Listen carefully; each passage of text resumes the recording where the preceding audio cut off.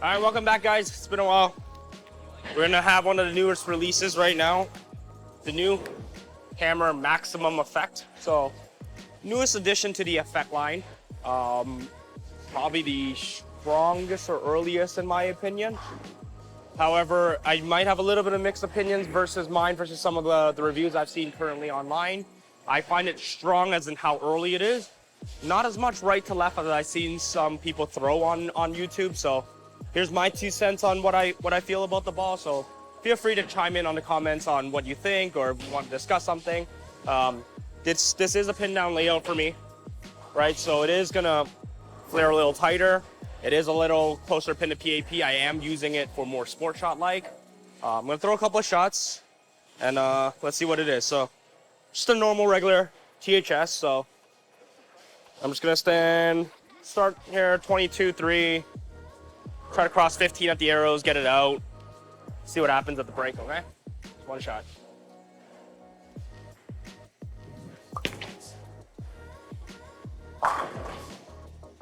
Right.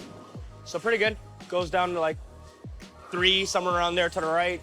Gotta come back. Right now it's because it's fresh. That's where I can probably use it most on most house shots, we'll say, because it's got enough volume in the front part of the lane still. If you can see in that shape, and I'll continue throwing it so we can see it more together. The ball, once it starts up, it kind of locks up a little bit sooner, goes a little bit more forward, so it's easier for me to control the break point. For a lot of the higher rev bowlers that like to move left, like myself, as I get deeper and deeper past that 4th arrow, unless the angles are really tight and there's enough oil to hold in the middle part of the lane, feeding it right and getting steep angles with this ball does seem a little bit more like getting trapped with it. It does look like it gets rolled out. It doesn't really hook that much because it's actually wasting so much energy hooking in the front part of the lanes. But let me throw a couple more shots and see how it looks.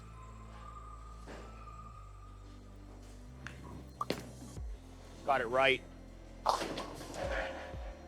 Yeah, see, I missed that right. Not intentionally, but at the same time, it's so you kind of also see what happens when you get it right.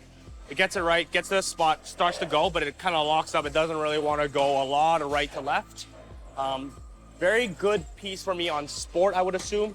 I did throw it in a sport pattern recently, and it was really good when I'm trying to control the pocket a lot more because the angles are more in front of me and it's not trying to get out of control off the mid lane, right? Because it's reading actually so early. We'll try to throw a better shot here.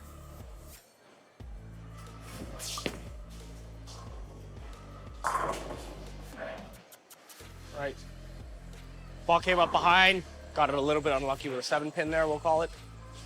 So yeah, this ball, I've probably thrown a couple of games with it now, so it's not really fresh out of the box. So this ball does have a little bit of lane shine on it now. And speaking of lane shine, like if I had to make a comparison with all the new equipment, a lot of the HK stuff from Brunswick and Brands of Brunswick, this one probably lane shines the slowest.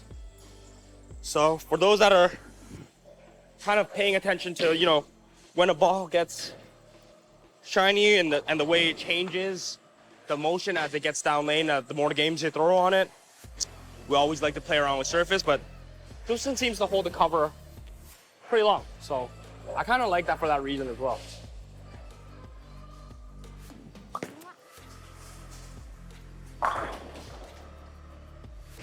Right. Got the angle a little tighter, didn't feed it too far out to 3. Got it closer, I know not much, but like 5.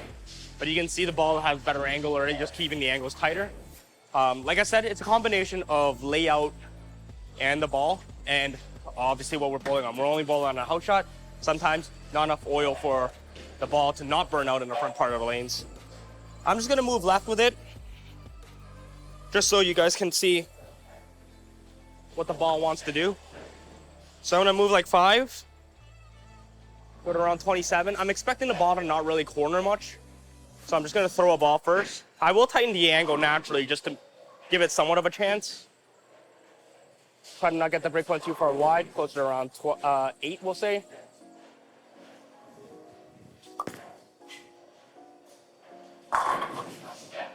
Right, got it to 8, got exactly where I wanted to. Ring to 10, so coming in a little bit behind. I still think it's just naturally because the ball is so slow recovering the angle from the right. it's just not enough time for the ball to come in an optimum entry angle, which, like I said, which is why I think I will enjoy a lot, as I've had success already on sport patterns with this ball. It's just to keep my angles a lot tighter.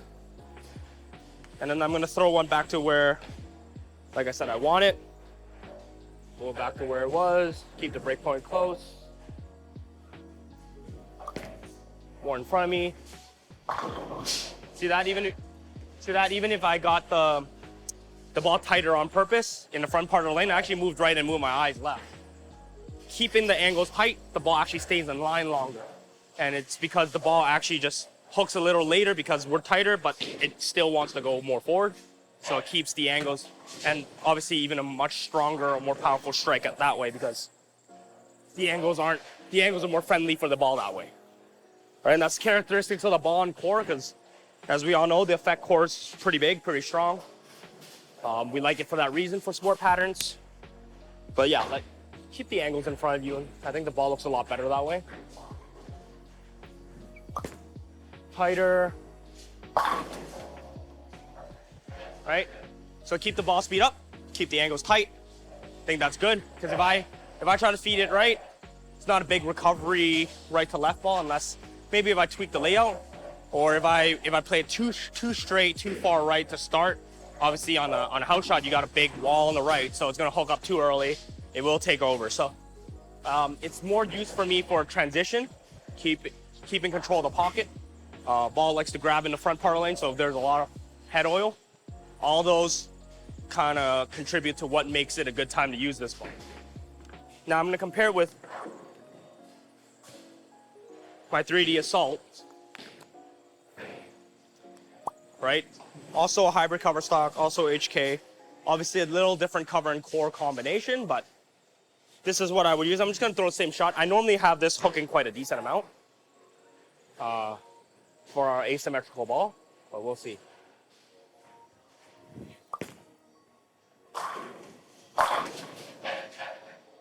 So same thing, house shot, so I'm not getting a lot of back end when I get too deep with asymmetrical stuff. That was more to the right, traditionally like I wanted. Weak 10, flat 10. I'm just gonna throw a better shot. Maybe look like it just rolled out on me a little bit, causing that flat 10. Could be a me problem. Could be volume of oil problem.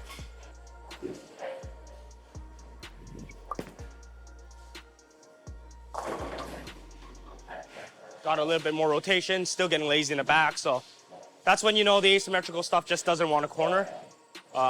Other thing is, yeah, I can do what I did, keep my angles a little tighter, but the ball doesn't really like to go right to left as soon as it's an asymmetrical core. However, I did bring a special piece here today, as you saw in my previous video. Tour V1.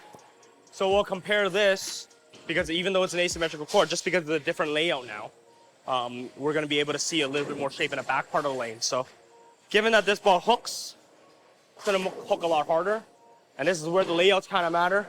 And yeah, feel free to comment, drop a comment, and I'll let you guys know the layouts I have. I don't have it off the top of my head, that's why.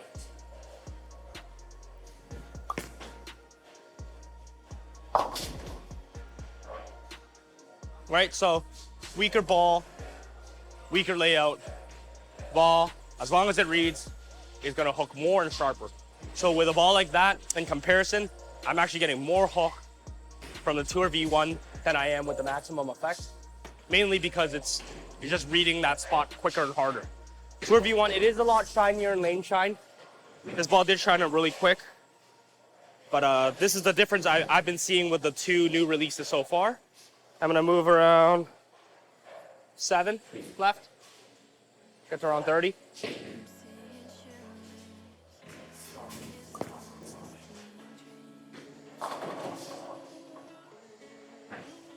Got lucky, but yeah, get left. As long as you get it into the friction so that it does hook, it's gonna have enough angle with enough power to get breaks like that. That's the concept of having a strong ball versus a weaker ball. Weaker ball doesn't hit weaker. It just means it's retaining the energy later for that right to left motion. We like to look front to back, so stronger, the earlier it reads, the more gradual it gets. such as the Maximum. The weaker, such as the Tour V1, gets a little further before making that corner. So throw a couple of last ones with the Maximum, just so you kind of have a better, clearer picture of what the ball wants to do.